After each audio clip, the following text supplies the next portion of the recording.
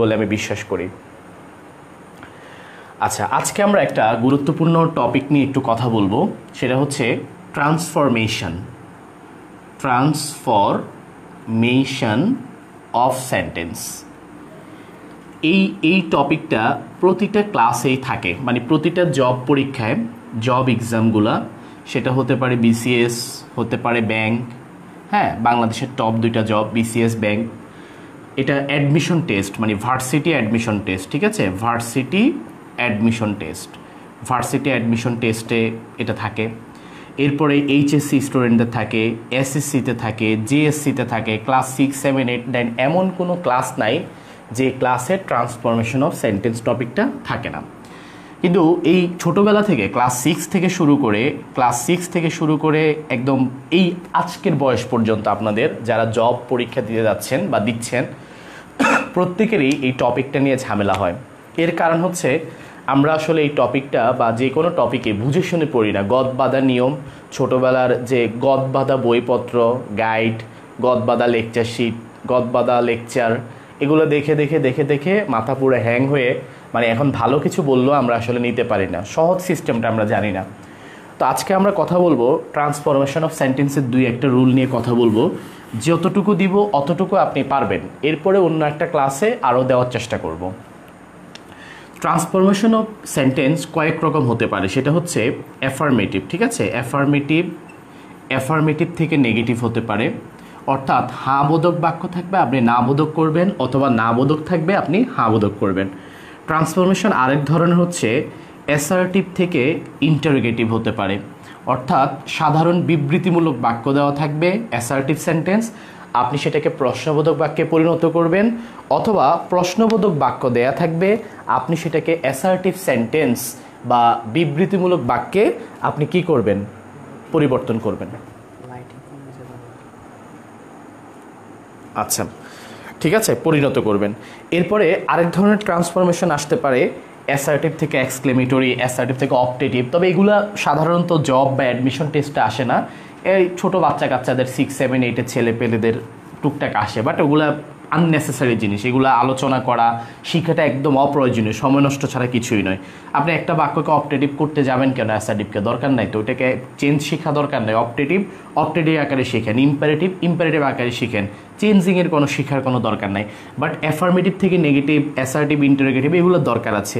এরপরে আরেক ধরনের ট্রান্সফরমেশন হয়, সেটা হচ্ছে আপনি পজিটিভকে কিভাবে কম্পারেটিভ করবেন, ঠিক আছে, পজিটিভ ডিগ্রিকে কীভাবে কম্পারেটিভ করবেন, কম্পারেটিভকে কীভাবে সুপারলেটিভ করবেন, এগুলো নিয়ে কথাবার্তা। আপনাদের যদি আগ্রহ থাকে আমি পরবর্তী কোনো একটা ক্লাসে এই জিনিসগুলো নিয়ে আলোচনা করব, যদি আগ্রহ থাকে আমাকে কমেন্ট বক্সে জানাবেন, আমি এটা নিয়ে আলোচনা করব পরবর্তী কোনো একটা ক্লাসে। আজকের ক্লাসে আমরা আলোচনা করব সিম্পল থেকে কিভাবে কমপ্লেক্সে নিতে হয়, কিংবা কমপ্লেক্সে কিভাবে সিম্পল আনতে হয়, কিংবা কমপ্লেক্সকে কিভাবে কম্পাউন্ডে নিতে হয়, কিংবা কম্পাউন্ডকে কিভাবে কমপ্লেক্সে নিতে হয়, অথবা সিম্পল থেকে কম্পাউন্ড, কম্পাউন্ড থেকে সিম্পল। সোজা কথা হচ্ছে একটা বাক্যকে আরেকটা বাক্য, অর্থাৎ সরল, এরপর হচ্ছে জটিল বা মিশ্র, আরেকটা হচ্ছে যৌগিক, কিভাবে সরলকে যৌগিক, যৌগিককে সরল কিভাবে সহজে করতে হয়, আমরা আজকের ক্লাসে 2-1টা নিয়ম দেখব কিভাবে ইজিলি করতে হয়। আমি একটু আবারও আপনাদের কাছে অনুরোধ করছি, আপনারা আমার লাইভটা একটু শেয়ার করে দেন, এবং এটা শেয়ার করে দিলে সবার কাছে চলে যাবে খুব দ্রুত, এবং সবাই কানেক্টেড হলে আমার কাছে ভালো লাগবে, অনুপ্রেরণা পাবো ক্লাসটা কন্টিনিউ করার। ওকে, আচ্ছা, এই মুহূর্তে আমরা সিম্পল, কমপ্লেক্স, কম্পাউন্ড শুরু করার আগে একটা কথা বলে দিতে চাই যে এই ইংরেজি গ্রামারে যে ফাইনিট ভার্ব আর নন ফাইনিট ভার্বের যে ভেজালটা আছে, এটা আপনারা ক্লিয়ার করে নেবেন। আমার অতীতের ক্লাসগুলোতেও এটারই আমি অনেক কিছু বলেছি, অনেক পোস্ট দিয়েছি। আজকে শুধু বলতে চাই, এটা মাথায় রাখতে হবে, নন ফাইনিট ভার্ব আসলে 4টা হয়। একটা হচ্ছে যে কোনো আইএনজি যুক্ত ভার্ব নন ফাইনিট, যে কোনো ভার্বের পাস্ট পার্টিসিপল নন ফাইনিট, এরপরে আপনি হ্যাভিং, ঠিক আছে, হ্যাভিংয়ের পরে ভার্বের পাস্ট পার্টিসিপল দিলে নন ফাইনিট হয়, আর টু এর সাথে যদি আপনি ভার্ব যোগ করেন সেটাও নন ফাইনিট হয়। আমি আপনাদের গাথার্থে জানিয়ে রাখতে চাই, 2+ ভার্বকে বলা হয় ইনফিনিটিভ, এটা আপনারা জানেন। ইনফিনিটিভ বলতেই হচ্ছে 2+ ভার্ব। এই যে দেখেন ভিপিপি, এটাকে বলা হয় জানেন তো ভার্বের পাস্ট পার্টিসিপল, মানে এটা এক ধরনের পার্টিসিপল, এটাকে বলা হয় পাস্ট পার্টিসিপল। হ্যাভিংয়ের পরে ভিপিপি, এটাকে বলা হয় হ্যাভিংয়ের পরে ভিপিপি, এটাকে বলা হয় পারফেক্ট পার্টিসিপল। তাহলে আজ থেকে মাথায় রাখতে হবে, ভুল করা যাবে না। যদি বলা হয় পারফেক্ট পার্টিসিপল, তাহলে হ্যাভিংয়ের পরে এই ভার্বের পাস্ট পার্টিসিপল, যেটাকে আমরা V3 নামেও চিনি, তাই না? ভার্বের পাস্ট পার্টিসিপল মানে হচ্ছে V3। তাহলে এই V3-র আগে যদি হ্যাভিং থাকে সেটা হচ্ছে পারফেক্ট পার্টিসিপল, আর শুধু V3টা হচ্ছে পাস্ট পার্টিসিপল। আর ভার্বের সাথে যে আইএনজি, এটা দুইটা নাম, এটাকে আপনি জেরান্ডও বলতে পারেন, আবার প্রেজেন্ট পার্টিসিপলও বলতে পারেন। জেরান্ড এবং প্রেজেন্ট পার্টিসিপল নিয়ে আমার লাইভ ক্লাস, অনেক আগের একটা লাইভ ক্লাস ইউটিউবে দেওয়া আছে, আমার ফেসবুক গ্রুপে দেওয়া আছে, আপনারা দেখে নিতে পারেন। ভবিষ্যতে আরও মানে ওই ক্লাসটায় আমি আরেকটু ডেকোরেটেড করে সাজিয়ে আবার আপনাদের উপহার দিব, টেনশনের কিছু নাই, আর ওইটা দেখলেও চলবে। তাহলে ভার্ব প্লাস আইএনজিকে জেরান্ডও বলা যায়, প্রেজেন্ট পার্টিসিপলও বলা যায়। কখন জেরান্ড হয় কখন পার্টিসিপল হয় এটা অন্য ক্লাসের আলোচনা। আর ভার্বের পাস্ট পার্টিসিপল বা V3, আর হ্যাভিংয়ের আগে যদি আপনি হ্যাভিংয়ের সাথে যদি V3 লাগান তাহলে সেটাকে বলা হয় পারফেক্ট পার্টিসিপল। আর টু প্লাস ভার্বকে সবসময় বলা হয় ইনফিনিটিভ। এই হচ্ছে পৃথিবীতে 4টা নন ফাইনিট ভার্ব আছে। এই 4টার বাহিরে নন ফাইনিট ভার্ব আর হয় না। এই 4টা ছাড়া অন্য যত ভার্ব আছে সব হচ্ছে ফাইনিট ভার্ব। যেমন একটু ছোট্ট করে বললে, আমি যদি বলি গো, এটা কিন্তু প্রেজেন্ট টেন্স, তাই না? ফাইনিট। এই যে দেখেন ওয়েন্ট, পাস্ট টেন্স, এটাও ফাইনিট। কিন্তু আমি যখন গোয়িং বলবো, গোয়িং, এটা কিন্তু কোনো টেন্সের ভিতর নাই। ফাইনিট ভার্বের সংজ্ঞা হচ্ছে টেন্স চেনা গেলে ফাইনিট, আর টেন্স চেনা না গেলে নন ফাইনিট। দেখেন গোয়িং, এই যে দেখেন ভার্বের সাথে আইএনজি, এটাকে হয় জেরান্ড বলতে হবে, না হলে প্রেজেন্ট পার্টিসিপল, এটা কিন্তু নন ফাইনিট। এবার দেখেন গো এর পাস্ট পার্টিসিপল হচ্ছে গান, এই যে পাস্ট পার্টিসিপল V3, এটাও নন ফাইনিট। এরপর আপনি হ্যাভিংয়ের আগে আপনি গান লাগিয়ে দেন, এটাও কিন্তু পারফেক্ট পার্টিসিপল, মানে এটাও নন ফাইনিট। এবার দেখেন গো এর আগে টু লাগিয়ে দেন, টু গো, এটাও হচ্ছে নন ফাইনিট বা ইনফিনিটিভ। তাহলে দেখেন এই 4টা ভার্ব হচ্ছে নন ফাইনিট। আপনি একটু মিলিয়ে নেন, আইএনজি যুক্ত ভার্ব, ভার্বের পাস্ট পার্টিসিপল, হ্যাভিংয়ের পরে পাস্ট পার্টিসিপল এবং টু প্লাস ভার্ব, এই 4টা ভার্ব হচ্ছে নন ফাইনিট। এই 4টা ব্যতীত পৃথিবীতে আর যত ভার্ব আছে এগুলোকে আপনি ফাইনিট ভার্ব হিসেবে কাউন্ট করবেন। সুপ্রিয় শিক্ষার্থী বন্ধুরা, ইংরেজি গ্রামারগুলোকে খুব ভালোভাবে দখল নিতে হলে ফাইনিট নন ফাইনিটের গুরুত্ব অপরিসীম। আপনারা আমার ক্লাসটা কেমন এনজয় করছেন বা শেয়ার করেছেন কিনা একটু জানান, আমি মূল আলোচনায় চলে যাব। শেয়ার করেছেন সবাই?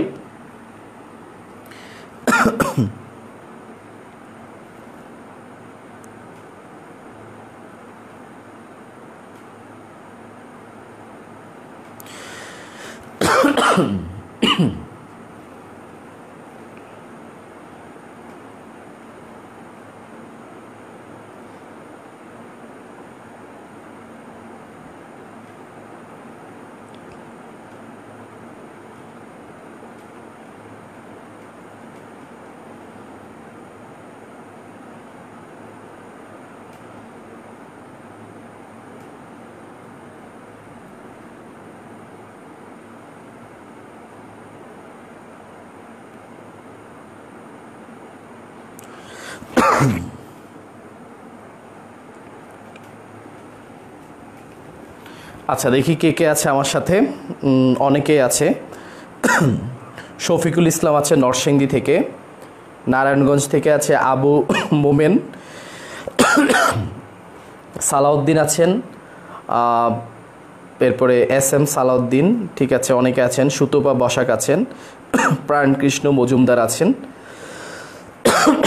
সুপ্রিয় শিক্ষার্থী বন্ধুরা, আমরা এখন চলে যাব একটা গুরুত্বপূর্ণ আলোচনায়। সিম্পল কমপ্লেক্স কম্পাউন্ড ট্রান্সফরমেশন করার আগে একটা জিনিস মাথায় রাখবেন, ইংরেজি ভাষায়, ইংরেজি গ্রামারে সিনথেসিস নামে একটা চ্যাপ্টার আছে, সিনথেসিস অফ সেন্টেন্স। এই জিনিসটাও যারা ভালো করে জানেন তাদের ফ্রি হ্যান্ড রাইটিং করতে সুবিধা হয়। এবং সিনথেসিস মানে হচ্ছে সমন্বয়, সেন্টেন্সের সমন্বয় করাকে সিনথেসিস বলা হয়। যারা সিনথেসিস করতে পারে না তাদের জন্য ট্রান্সফরমেশন করতে একটু ঝামেলাই হয়ে যাবে। সিনথেসিস জিনিসটা কি আমি আপনাকে একটু সহজে বলি। মনে করেন আপনি একটা বাক্য লিখলেন, হি ওয়েন্ট টু মার্কেট, সে বাজারে গিয়েছিল। আরেকটা বাক্য লিখলেন, হি বট এ বুক, সে একটা বই কিনেছিল। সে বাজারে গিয়েছিল, আবার সে একটা বই কিনেছিল। এখানে দুটি বাক্য আছে, মনোযোগ দিয়ে দেখেন, দুটি বাক্য আছে। এটা একটা সিম্পল সেন্টেন্স, কারণ এখানে একটি ফাইনিট ভার্ব, এই যে ওয়েন্ট হচ্ছে ফাইনিট ভার্ব। আবার এটিও সিম্পল সেন্টেন্স, কারণ এখানে একটা ফাইনিট ভার্ব। এখন এই দুইটা সিম্পলকে আপনি যখন জোড়া লাগিয়ে একটা বাক্যে পরিণত করবেন, তখন সেটাকে বলা হয় synthesis of sentence. Synthesis of sentence করার জন্য আপনাকে জোড়া লাগিয়ে এটাকে হয় সিম্পল করতে হবে, না হলে কমপ্লেক্সে করতে হবে, না হলে কম্পাউন্ডে করতে হবে। আপনি যে কোনো একভাবে করতে পারেন। বিসিএস রিটেন পরীক্ষা, আমি আবারও বলি, বিসিএস এর রিটেন পরীক্ষায় জয়েনিং সেন্টেন্স, ঠিক আছে, জয়েনিং সেন্টেন্স নামে একটা টপিক আসে, 5টা প্রশ্ন থাকে, 5 দুগুণে 10। এই জয়েনিং সেন্টেন্সটার নামই হচ্ছে সিনথেসিস অফ সেন্টেন্স, মানে জয়েন করা মানেই হচ্ছে সমন্বয় করা। এখন দেখেন এটাকে কিভাবে সমন্বয় করতে হয়।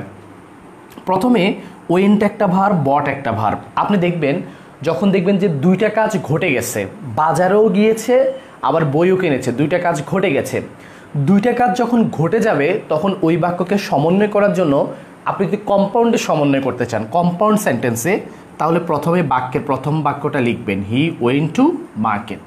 ওকে, এটা লেখার পরে এবার সে বাজারে গেল, আর কি করলো, বই কিনলো, একটা এন্ড দিবেন, he went to market and দিয়ে এবার বাকি অংশ দিবেন হি বট এ বুক, সে একটা কি কিনলো, বই কিনলো। এই যে আমরা যে এন্ড দ্বারা যুক্ত করলাম, এটা হচ্ছে কম্পাউন্ডের সিস্টেমে করলাম। এই সিনথেসিসটা আমরা কম্পাউন্ড সেন্টেন্স দিয়ে সিনথেসিস করেছি। এখন একটা জিনিস খেয়াল করেন, এখানে সাবজেক্ট হি, এখানে সাবজেক্ট হি সেম সাবজেক্ট। যখন দেখবেন যে দুটি সাবজেক্ট সেম হয়ে যাবে, তখন কম্পাউন্ডে সেকেন্ড সাবজেক্টটা উজ্জ্ব রাখা যায়, এটা না লিখলেও চলবে। আমি আবারও বলছি, কম্পাউন্ড বাক্যে দুটি সাবজেক্ট যদি সেম হয়ে যায়, এখানে হি আছে, এখানে শি আছে, তাহলে কিন্তু এই উজ্জ্ব রাখা যাবে না। এখানে দা ম্যান আছে, এখানে দা বয় আছে, উজ্জ্ব রাখা যাবে না। এখানে আছে রহিম, এখানে আছে করিমকে উজ্জ্ব রাখা যাবে না। কিন্তু এখানে রহিম, এখানে হি মানে রহিম, তাহলে হিকে উজ্জ্ব রাখা যাবে। এখানে হি সেম, তাহলে লাস্টেরটা কি রাখা যাবে, উজ্জ্ব রাখা যাবে। লাস্টের এটা যদি আপনি হিটা না লেখেন তাও কোনো সমস্যা নাই। তাহলে সিনথেসিসটা দাঁড়ালো he went to market and bought a book. এই সিনথেসিসটা করলাম আমরা কিভাবে করলাম, কম্পাউন্ড আকারে করলাম। এবার আমরা দেখাচ্ছি কিভাবে কমপ্লেক্সের মাধ্যমে সিনথেসিস করা যায়। দেখেন, সে একটা বাজারে গেল এবং সে কি করলো, একটা বই কিনলো। এটাকে আপনি হোয়েন দিয়ে করতে পারেন, হোয়েন এইভাবে করতে পারেন, হোয়েন হি, বাকি অংশ দেখেন, when he went to market, সে যখন বাজারে গেল, একটা কমা দিবেন, তখন ওই যে হোয়েনকে আগে নিয়ে আসছেন, কনজাংশনটা আগে চলে আসছে, কমা। এবার বাকি অংশ লিখবেন হি বট এ বুক, সে একটা কি কিনলো, বই কিনলো। খেয়াল করে দেখেন, এখানের হি সেম, কিন্তু এই সাবজেক্টটা উজ্জ্ব রাখা যাবে না, কারণ এটা হচ্ছে কমপ্লেক্স সেন্টেন্স, ওটাতে এন্ড ছিল, কম্পাউন্ড। ওই যে আমরা ক্লাসে পড়াই না, ফ্যান ভয়েস থাকলে কম্পাউন্ড, ফ্যান ভয়েস না থাকলে কমপ্লেক্স। তাহলে যখন কম্পাউন্ড ছিল তখন আমরা কম্পাউন্ডে কি করেছি, লাস্টের সাবজেক্টটা উজ্জ্ব রেখেছি, যেহেতু দুইটা এক হয়ে গেছে। কিন্তু কমপ্লেক্সে আপনি উজ্জ্ব রাখতে পারবেন না, কমপ্লেক্সে হিও দিতে হবে, এখানকার হিও দিতে হবে। তাহলে সিনথেসিসটা দাঁড়ালো when he went to market he bought a book. এই কমপ্লেক্সের সিনথেসিসটা আপনি আরেকভাবে করতে পারবেন, যেমন এইভাবেও করা যাবে। আপনি চাইলে আফটার ইউজ করতে পারেন, আফটার, কারণ সে বাজারে গেল, সে বই কিনলো। আমি এটাকে এভাবে বলতে পারি, সে বাজারে যাওয়ার পরে একটা কি করলো, বই কিনলো। তাহলে এইভাবে করতে পারেন, আফটার, এরপর আপনি সাবজেক্টকে দিবেন হি। এবার এখানে একটা কথা আছে, টেন্সের নিয়ম অনুসারে আপনারা ছোটবেলা থেকে পড়েছেন বিফোর আর আফটারের নিয়ম, মনে আছে কিনা? ওই যে ডাক্তার আসার পূর্বে রুগী মারা গেল, ডাক্তার আসার পরে রুগী সুস্থ হয়ে গেল। তা আমরা জানি বিফোরের আগে কি হয়, পাস্ট পারফেক্ট, আর আফটারের পরে কি হয়, পাস্ট পারফেক্ট। তাহলে যখন আফটার দিয়ে শুরু করবেন, তাহলে আফটারের পরের অংশকে আমরা কি রাখবো, পাস্ট পারফেক্ট টেন্স। তাহলে ওয়েন্ট, এটা হয়ে যাবে হি হ্যাড গান, তাহলে হি হ্যাড গান টু মার্কেট। এতটুকু দেওয়ার পরে কমা দিবেন একটা, কারণ আফটার কনজাংশন আগে চলে আসছে, একটা কমা দিবেন। কমা দিয়ে এবার আপনি বাকি অংশ এভাবে লিখবেন, হি বট এ বুক, সে একটা বই কিনলো। এটাও কমপ্লেক্স, আগেরটাও ছিল কমপ্লেক্স, দুইটাকে আমরা কমপ্লেক্স আকারে কি করেছি, সিনথেসিস করেছি। প্রথম বাক্যটা আমরা হোয়েন দিয়ে করেছি, দ্বিতীয় বাক্যটা আমরা আফটার দিয়ে করেছি। সুপ্রিয় শিক্ষার্থীরা, এই মুহূর্তে আমরা দেখাবো কিভাবে সিম্পল করে সিনথেসিস করা যায়। সিম্পলে বিভিন্নভাবে সিনথেসিস করা যায়। প্রথমে এভাবে লিখতে পারো তুমি, এই যে ওয়েন্টকে তুমি কি করবা, নন ফাইনাইট করে দিবা, কারণ সিম্পলে একটাই ফাইনাইট ভার্ব, তো বট তো ফাইনাইট ভার্ব, এটা রাখবা, আর এটাকে তুমি নন ফাইনাইট করে দিবা। তুমি এভাবে করতে পারো, ওয়েন্টকে আইএনজি করে দিতে পারো, গোয়িং টু মার্কেট, ঠিক আছে, বাজারে যাওয়ার পরে। কমা দিয়ে আবার লিখতে পারো হি বট এ বুক, বাজারে যাওয়ার পরে সে একটা বই কিনলো। এই যে আমরা এটা করলাম, এটা আমরা সিম্পল আকারে করলাম। সিম্পল বুঝবা কিভাবে, এই যে বট মাত্র একটা ফাইনাইট ভার্ব, এখানে যে গোয়িং আছে, গোয়িং কিন্তু ফাইনাইট না, গোয়িং হচ্ছে নন ফাইনাইট ভার্ব। আবার তুমি চাইলে সরাসরি গোয়িং না দিয়ে এটার অর্থ দাঁড়ালো বাজারে গিয়ে সে একটা বই কিনলো। তুমি চাইলে গোয়িং না দিয়ে ওই যে পারফেক্ট পার্টিসিপল দিতে পারো, এভাবে দিতে পারো, প্রথমে হ্যাভিং দিয়ে এবার ওয়েন্টের পাস্ট পার্টিসিপল হচ্ছে গান, তাহলে এভাবে দিতে পারো, হ্যাভিং গান টু মার্কেট হি বট এ কি বলো বুক। খেয়াল করছো, এখানেও হি, এই জন্য এখানে প্রথম সাবজেক্টটা লেখা লাগে নাই, কারণ এই হ্যাভিং গানের সাবজেক্টকে হি, তুমি বুঝে নিবা হ্যাভিং গানের সাবজেক্ট হচ্ছে হি, কিন্তু এটা লেখা যাবে না, কারণ একই সাবজেক্ট হইলে এখানে প্রথমে সাবজেক্টটা লেখা লাগে না সিম্পল বাক্যে। আবার তুমি যখন গোয়িং টু মার্কেট দিছো তখনও কিন্তু আমরা সাবজেক্ট দিইনি, কারণ সেম সাবজেক্ট হলে লেখা লাগবে না, ভিন্ন সাবজেক্ট হলে তোমাকে লেখা লাগবে। যেমন আমি একটু ভিন্ন সাবজেক্টের একটা উদাহরণ দিয়ে বুঝাইতে চাই। এদিকে দেখো, আমি এভাবে লিখলাম যে দ্য সান সেট। এবার আরেকটা বাক্য লিখলাম উই রিচড হোম। এখন তুমি যদি এটাকে সিম্পলে যদি সিনথেসিস করতে চাও, সূর্য ডুবে গেল, আমরা কি করলাম, বাড়ি পৌঁছলাম, ঠিক আছে। সিম্পলে যদি করতে চাও, গভীর মনোযোগ দিয়ে দেখো, এখানে সাবজেক্ট হচ্ছে দ্য সান, এখানে সাবজেক্টটা উই, সেম সাবজেক্ট না কিন্তু ভিন্ন সাবজেক্ট, এখানে কিন্তু সেম সাবজেক্ট, এই জন্য আমরা দেই নেই, এখানে ভিন্ন সাবজেক্ট উল্লেখ করতে হবে। প্রথম সাবজেক্টকে দ্য সানকে লিখতে হবে। এবার ওই যে বলেছি মূল ভার্বকে তুমি নন ফাইনাইট করে দিবা, তাহলে সেটকে নন ফাইনাইট করে তুমি হ্যাভিং দিতে পারো, হ্যাভিং। এবার সেটের পাস্ট পার্টিসিপলও সেট, ওই যে হ্যাভিং এর পর পাস্ট পার্টিসিপল হয়। এখন ওয়েন্টের পাস্ট পার্টিসিপল গান, ডু এর পাস্ট পার্টিসিপল ডান, ইটের পাস্ট পার্টিসিপল ইটেন, টেকের পাস্ট পার্টিসিপল টেকেন, তাই না? কিন্তু তোমার সেটের পাস্ট পার্টিসিপল সেট, এভাবে set same, put cut set একদম সেম। তাহলে দ্য সান হ্যাভিং সেট, একটা কমা দিবা, কমা দিয়ে আবার বাকি অংশ লিখে ফেলবা উই রিচড, ঠিক আছে, উই রিচড হোম। তাহলে বাক্যের অর্থ হলো সূর্য ডুবার পরে বা সূর্য ডুবে যাওয়ায়, আমি আমার সাথে মনে বলো, সূর্য ডুবে যাওয়ায় আমরা বাড়ি পৌঁছলাম, ঠিক আছে। আর সূর্য ডুবে যাওয়ায় বা সূর্য ডুবে যাওয়ার পরে আমরা বাড়ি পৌঁছলাম, এখানে দ্য সান, এখানে হি, ভিন্ন সাবজেক্ট দেখে এটাও লিখতে হবে, কিন্তু যখন সেম সাবজেক্ট হয় তখন এই সাবজেক্টটার উল্লেখ করতে হয় না। সুপ্রিয় শিক্ষার্থী বন্ধুরা, তোমরা এই সিনথেসিসটা বুঝেছো কিনা আমাকে একটু জানাও।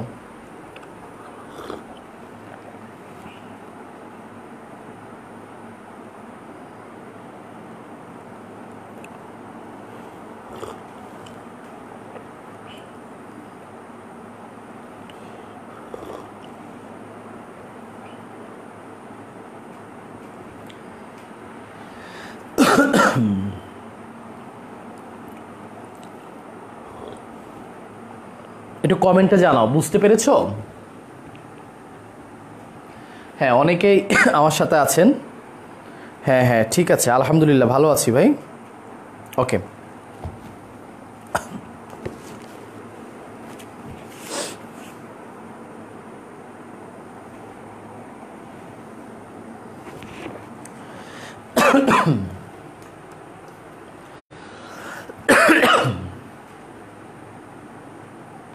ওকে, থ্যাংক ইউ।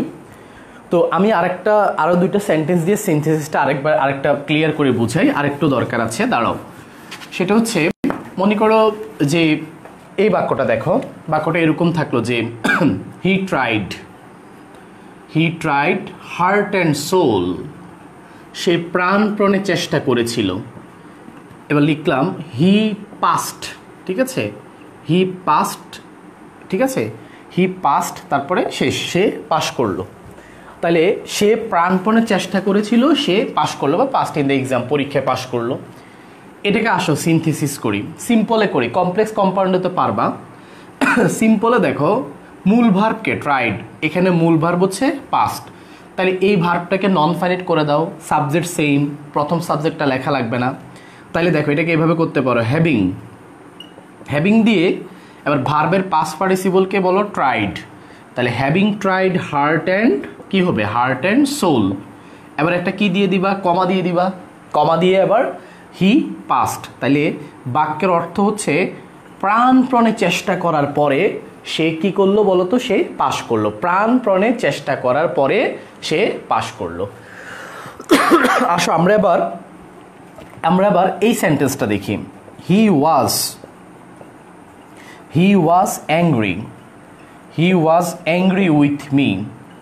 অ্যাংরির পরে উইথ হয়, কারোর সাথে রেগে গেলে, ব্যক্তির সাথে, হ্যাঁ, অ্যাংরি উইথ, ঠিক আছে, অ্যাংরি উইথ প্লাস পার্সন, তুমি যার সাথে রাখবা। তুমি যদি বলো আমি পাপ্পুর সাথে রেগে গেলাম, পাপ্পুর সাথে আমি রাগান্বিত, বা পাপ্পুর উপর রেগে আছি, I am angry with Pappu, বা পাপ্পুর উপর রেগেছিলাম, I was angry with Pappu. এবার আরেকটা বাক্য দেখো, he did not help me. গভীর মনোযোগ দিয়ে দেখো, এখানে মূল ভার্বকে ট্রাইড, আর এখানে মূল ভার্ব হচ্ছে ওয়াজ। এখন আমি যখন মূল ভার্ব ট্রাইড পেয়েছি, তখন হ্যাভিং এর পরে ট্রাই এর পাস্ট পার্টিসিপল দিয়েছি ট্রাইড। এখানেও আমরা মূল ভার্বের কি দিব, পাস্ট পার্টিসিপল। তাহলে এটাকে সিনথেসিস করো, ওয়াজ, তাহলে ওয়াজকে আমি কি দিব, হ্যাভিং। এখন এখানে অনেকেই ঝামেলা পাকিয়ে ফেলে যে ওয়াজের পাস্ট পার্টিসিপল কি। মনে রাখতে হবে, ওয়াজ হচ্ছে be verb, am is are was were, এদের পাস্ট পার্টিসিপল হচ্ছে বিন। তাহলে তুমি যেটা করবা, তুমি এইভাবে লিখবা, having been angry with me, ঠিক আছে, কমা, আমার সাথে রাগান্বিত হয়, কমা, বাকি অংশ যা আছে তা দিয়ে দিবা। হি ডিড নট কি হবে, হেল্প মি। তাহলে হ্যাভিং এর পরে বিন কোত্থেকে আসলো, ওই যে ওয়াজের পাস্ট পার্টিসিপল হচ্ছে বিন। আরেকটা বাক্য দেখো, she had a lot of money, তার অনেক টাকা ছিল। She did not help the boy, সে ছেলেটাকে সাহায্য করেনি। তাহলে তার অনেক টাকা ছিল, সে ছেলেটাকে কি করেনি, সাহায্য করেনি। আসো আমরা সিনথেসিস করি। সিনথেসিস করতে গেলে কি করতে হবে, প্রথমে মূল ভার্বের পাস্ট পার্টিসিপল খুঁজতে হবে, আর হ্যাভিং লাগাতে হবে, হ্যাভিং। এখন দেখো, হ্যাড নিজেই পাস্ট টেন্সে আছে। এখন হ্যাডের প্রেজেন্ট ফর্ম হচ্ছে, মূল ফর্ম হচ্ছে হ্যাভ, থার্ড পারসন সিঙ্গুলারে হ্যাভ বা হ্যাজ, এগুলো প্রেজেন্ট ফর্ম। পাস্ট ফর্ম হচ্ছে হ্যাড, পাস্ট পার্টিসিপলও হ্যাড, অর্থাৎ ভার্বের 1 হ্যাভ বা হ্যাজ, ভার্বের 2 হ্যাড, ভার্বের 3 হচ্ছে হ্যাড। তাহলে হ্যাভিং এর পরে কি লাগবে, পাস্ট পার্টিসিপল, তাহলে হ্যাডের পাস্ট পার্টিসিপলও had. Having had a lot of, কি বলো, having had a lot of money, এটা কমা দিয়ে দাও, কমা দিয়ে আবার তুমি এবার লিখবা, she did not help the কি বলো, বয়। আশা করি সিনথেসিস কিভাবে করতে হয় টুকটাক বুঝতে পেরেছো। সিনথেসিসের উপর লম্বা একটা ক্লাস আছে, হ্যাঁ, কখনো সময় পেলে করানোর চেষ্টা করব। এখন যতটুকু দিয়েছি অতটুকু নাও।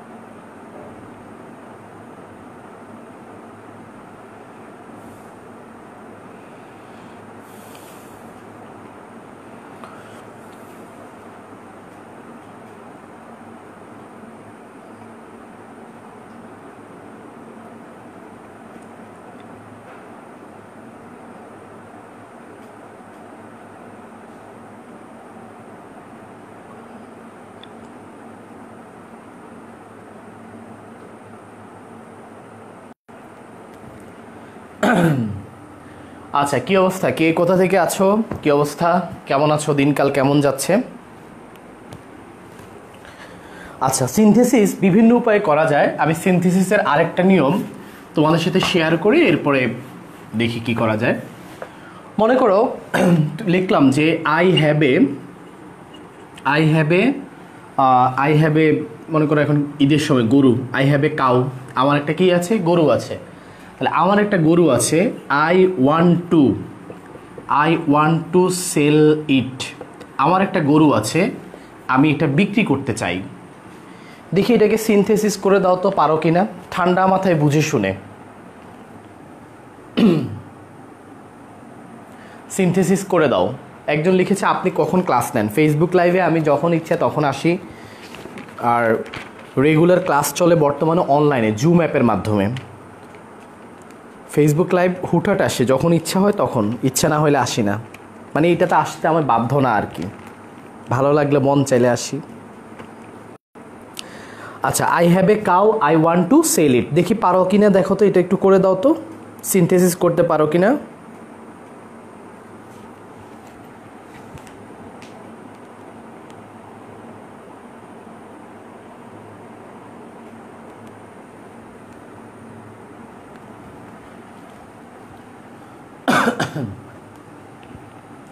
একজন বলেছে ভাই আসসালামু আলাইকুম, মিরাজ ভাই বলেছে আসসালামু আলাইকুম। মিরাজ ভাই ওয়ালাইকুম আসসালাম, কেমন আছেন ভাই? দিনকাল কেমন যায়? ওকে, তাহলে এই মুহূর্তে দেখি কি অবস্থা। তাহলে I have a cow, I want to sell ইট।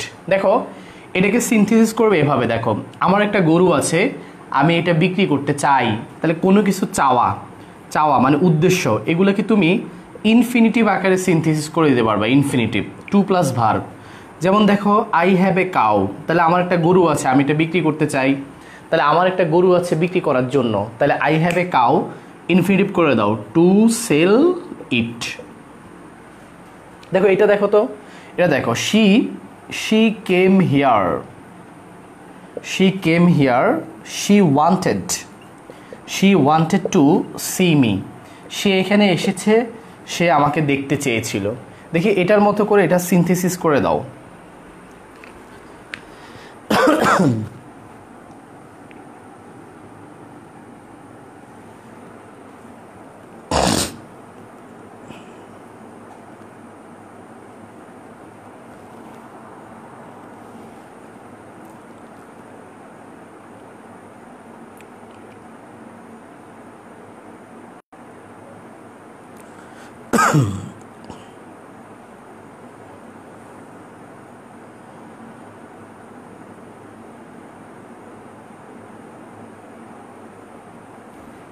পেরেছো সিনথেসিস এটার?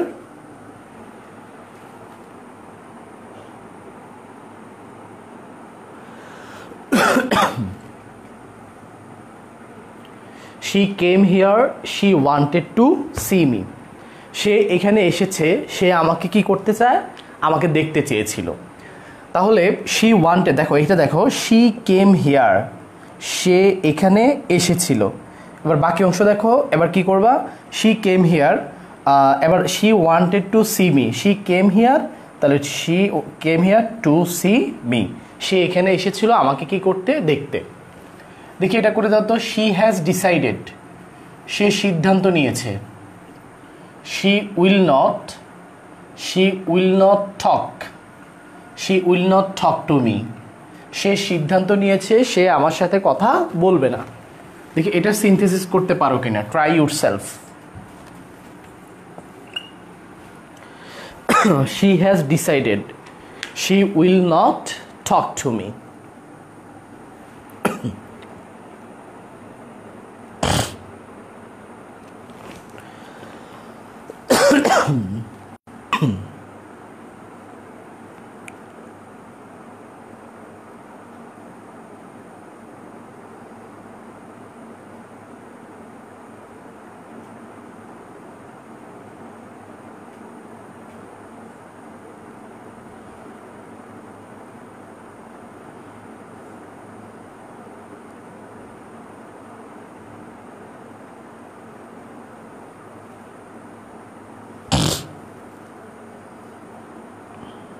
ওকে, করতে পেরেছো? তাহলে ওকে, একজন বলেছে স্যার ঈদের পরে প্রিলি ব্যাচ কবে থেকে শুরু হবে? ঈদের পরে প্রিলি ব্যাচ 11ই আগস্ট থেকে শুরু হবে, 11 তারিখ থেকে। ঈদের পরে যে প্রিলি ব্যাচ সেটা হচ্ছে 11ই আগস্ট, সেটা হচ্ছে 11ই আগস্ট হচ্ছে থেকে শুরু হবে রাত 9টায়, 9 PM, ঠিক আছে? রবি মঙ্গল বৃহস্পতি। যারা ইন্টারেস্টেড ইনবক্সে নক দিও, আমি ডিটেলস পাঠিয়ে দিব by Zoom app, not Facebook group, সেটা হচ্ছে জুম অ্যাপের মাধ্যমে। জুম অ্যাপে ক্লাস নিয়ে আমি বেশি মজা পাই আর কি, বুঝছো? ফেসবুক লাইভে অত মজা পাই না। ফেসবুক লাইভে সিক্রেট গ্রুপে নেওয়া যায়, কিন্তু আসলে ইন্টারাকশনটা ভালো হয় না আর কি, ইন্টারেক্টিভ হয় না জুম অ্যাপে যেটা হয়। আচ্ছা, যাই হোক, সেটা হচ্ছে যে she has decided she will not talk to me. তাহলে এটাকে তুমি এভাবে করতে পারো, শি হ্যাজ ডিসাইডেড, সে সিদ্ধান্ত নিয়েছে। এবার এ দেখো, টু নট টু মানে কথা বলবে না, not to talk, not to talk to me. এখন নট টু কেন হইলো, টু নট হয় না, নটের টুটা আসলে নটটা আগে চলে আসে। এটা নিয়ে আমি গত লাইভ ক্লাসও বলেছি, কারেকশন ক্লাসে, যে টুটা আসলে নটের কোথায় চলে আসে, মানে নটটা টু এর আগে চলে আসে, টু নট না, নট টু। তাহলে এইভাবে তোমরা সিনথেসিস করবা।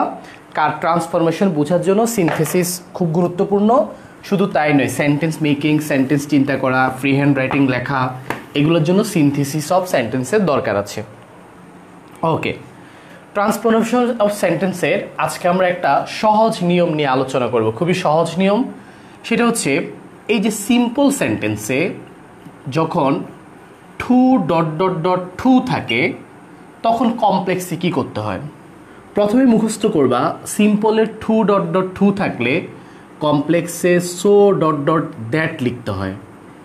আর যখন এটা কম্পাউন্ড হয়ে যায় তখন এখানে very dot dot dot and লিখতে হয়। সোজা কথা, এই যে টুটা আছে, এই টুটা কমপ্লেক্সে গিয়ে সো হয়ে যায়, কম্পাউন্ডে গিয়ে ভেরি হয়ে যায়। এই টুটা কমপ্লেক্সে গিয়ে দ্যাট হয়ে যায়, কম্পাউন্ডে গিয়ে এন্ড হয়ে যায়। প্রথমে তোমাকে এটা মুখস্থ রাখতে হবে যে সিম্পলের টু টু, কমপ্লেক্সে সো দ্যাট, এভাবে পড়বা, সো দ্যাট টেনে পড়বা। শুনো, সো দ্যাট আরেকটা আছে, সেটা হচ্ছে একসাথে লাগানো, সো দ্যাট একসাথে বলতে হয়। সো দ্যাট মানে হচ্ছে যাতে, যাতে করে। আর এই সো দ্যাট মানে, সো মানে হচ্ছে এতই, আর দ্যাট মানে হচ্ছে যে। এই সো দ্যাট মানে এতই যে, মানে সে এতই দুর্বল যে হাঁটতে পারে না, অঙ্কটা এতই কঠিন যে করা যায় না, এরকম। তো দেখো, এই সো দ্যাট মানে যাতে করে, আর এই so dot dot dot that মানে ডট ডটের ভিতরে একটা অ্যাডজেক্টিভ বসে আর কি। এই dot dot dot dot dot dot হচ্ছে, এটা হচ্ছে মানে সো দ্যাট, এটা হচ্ছে শুধু সো দ্যাট। তো প্রথমে মুখস্থ করো যে টু টু থাকলে সো দ্যাট, আর ওইখানে very dot dot dot and. তোমরা তো এটা নিশ্চয়ই জানো যে একটি সিম্পল সেন্টেন্সে একটাই ফাইনিট ভার্ব থাকে, ফাইনিট ভার্ব থাকে একটা। তাহলে একটা ফাইনিট ভার্ব মানে আমরা বলতে পারি একটি ক্লজ থাকে, কারণ একটা ফাইনিট ভার্ব মানে ক্লজ কয়টা? একটা। যারা ট্রান্সফরমেশন সেন্টেন্স শিখতে চায় এদেরকে আগে অবশ্য finite verb, non finite verb, ক্লজের আলোচনা শিখতে হবে। যে মানুষ ক্লজ বোঝে না ঠিক করে, তার দ্বারা এগুলো করা কখনোই সম্ভব না। ছোটোবেলা থেকে আমরা এগুলো পারতাম না, কারণ আমরা ক্লজ না শিখেই হুট করে ট্রান্সফরমেশনে চলে গেছি। ক্লজ না শিখে কেউ যদি ট্রান্সফরমেশন করতে যায়, সে জায়গায় জায়গায় আটকে যাবে, সারা জীবন পড়াইলেও সে শিখবে না। আগে ক্লজ শিখে ফেলতে হবে। সিম্পল আরেকটা হচ্ছে কমপ্লেক্স। কমপ্লেক্সে দুটি ক্লজ থাকবে, আর যেটা কম্পাউন্ড সেন্টেন্স সেখানেও অবশ্যই দুটি ক্লজ থাকবে ট্রান্সফরমেশন করার জন্য। তাহলে মনে রাখবা, ট্রান্সফরমেশন অফ সেন্টেন্সে যে উদাহরণগুলো থাকবে পরীক্ষায়, কোশ্চেন থাকবে, সেখানে সিম্পলে ক্লজ থাকবে একটা, কমপ্লেক্সে ক্লজ দুইটা, কম্পাউন্ডে দুইটা। তাহলে আজ থেকে মাথায় রাখবা, সিম্পল মানে একটা ক্লজ, কমপ্লেক্স কম্পাউন্ড সাধারণত দুটি করে ক্লজ থাকে। এবার দেখো, সিম্পলে টু ডট ডট টুর পরপর আমরা জানি ভার্বের ওয়ান হয়, কারণ টু এর পরে ভার্বের ওয়ান, ওই যে ইনফিনিটিভ ভার্বের বেস ফর্ম যেটা। আর সো ডট ডট ড্যাটের পরে লিখবা ক্যান বা কুড যুক্ত, ক্যান বা কুড যুক্ত নেগেটিভ ক্লজ। কি ক্লজ? নেগেটিভ ক্লজ, অ্যাফার্মেটিভ না, এটা হচ্ছে নেগেটিভ ক্লজ, না বোধক। এটাও সেম, ক্যান বা কুড যুক্ত যা যা আছে সব একই হবে, মানে এখানে যা আছে এখানেও তাই হবে। তাইলে কেন নেগেটিভ ক্লজ? প্রথমে বলি কেন ক্যান বা কুড যুক্ত হতে হবে, কারণ এই বাক্যের অর্থ হচ্ছে, অর্থটা এরকম দাঁড়াবে, সে এতই দুর্বল যে হাঁটতে পারে না। তাহলে পারা না পারার ব্যাপার, এই জন্য প্রেজেন্টে ক্যান, পাস্টে কুড। এবার নেগেটিভ কেন হবে? এটা দেখতে অ্যাফার্মেটিভ হবে সিম্পলটা, কিন্তু আসলে এটার হিডেন মিনিংটা নেগেটিভ। ওই যে এতই দুর্বল যে হাঁটতে পারে না, এই জন্য একটা নেগেটিভ আনতে হবে, নট আনতে হবে। ক্লজ কেন লাগবে? কারণ সিম্পলে একটাই ক্লজ, এই জন্য এখানে একটা ক্লজ থাকবে, এখানে নন ফাইনিট ভার্ব 2 প্লাস ভার্বের 1, আর ক্লজ লাগবে না। কিন্তু কমপ্লেক্সে ক্লজ দুইটা, এই জন্য এখানে একটা ক্লজ, এখানে একটা ক্লজ লাগবে। কম্পাউন্ডও দুইটা ক্লজ, তাহলে এখানে একটা ক্লজ, এখানে একটা ক্লজ লাগবে। আসো একটা বাক্য দেখায়, তাইলে ক্লিয়ার হয়ে যাবা। I am too weak. I am too weak to run. এই বাক্যের অর্থ হচ্ছে আমি দৌড়াতেও দুর্বল, মানে আমি এতই দুর্বল যে আমি দৌড়াইতে পারি না। সোজা কথা, আমি এতই দুর্বল যে আমি দৌড়াইতে পারি না। এটা সিম্পলে আছে, আসো এটাকে কমপ্লেক্স করো। প্রথমেই দেখো এখানে আছে টু, এখানে টু, তার মানে সিম্পল। আর সিম্পলে দেখো ফাইনিট ভার্ব হচ্ছে এম, আর এখানে রান হচ্ছে নন ফাইনিট, তার মানে একটা ফাইনিট ভার্ব, একটাই ক্লজ। এটাকে কমপ্লেক্স করতে হলে সব খুব সহজ। দেখো প্রথমে আই, এরপরে এম, এই টুটা বাদ দিয়ে তুমি এখানে কি দিবা? সো, তাহলে দিলা সো। এবার ডট ডট মানে এখানে যে অ্যাডজেক্টিভ, এখানেও সে অ্যাডজেক্টিভ, এখানেও সে অ্যাডজেক্টিভ, তাহলে উইক, সো উইক। এবার দেখো এখানে যে দ্যাটটা আছে, টুটা আছে, এটা বাদ দিয়ে কমপ্লেক্সে কি হয়ে যাবে? দ্যাট, তাহলে এতটুকু দিবা দ্যাট। তাহলে I am so weak that, তাহলে আমি এতই দুর্বল যে, তার মানে আরও কিছু লিখতে হবে, ক্লজ লিখতে হবে। ক্লজ মানেই হচ্ছে, জানো তো, ক্লজ কথাটার মানেই হচ্ছে সাবজেক্ট এবং ফাইনিট ভার্ব। তার মানে এখানে একটা সাবজেক্ট লাগবে, এই সাবজেক্টটা হবে, এটার দিকে তাকাও, আমি এতই দুর্বল যে কে নড়তে, আমি যদি বলি আমি এতই দুর্বল যে তুমি নড়তে পারো না, এটা হইল? আমি দুর্বল, তুমি নড়তে পারবা না কেন? আমি দুর্বল তাই নড়তে পারবে না কি?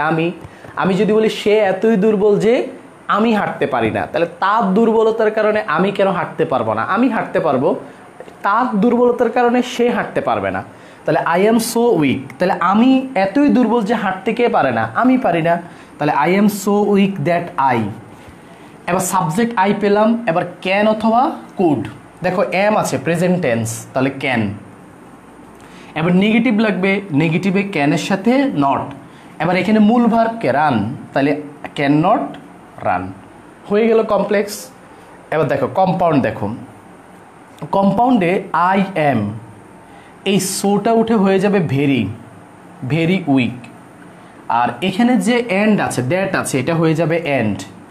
এবার বাকি অংশ দেখো, বাকি অংশ যা আছে তাই হবে, আই ক্যান নট রান।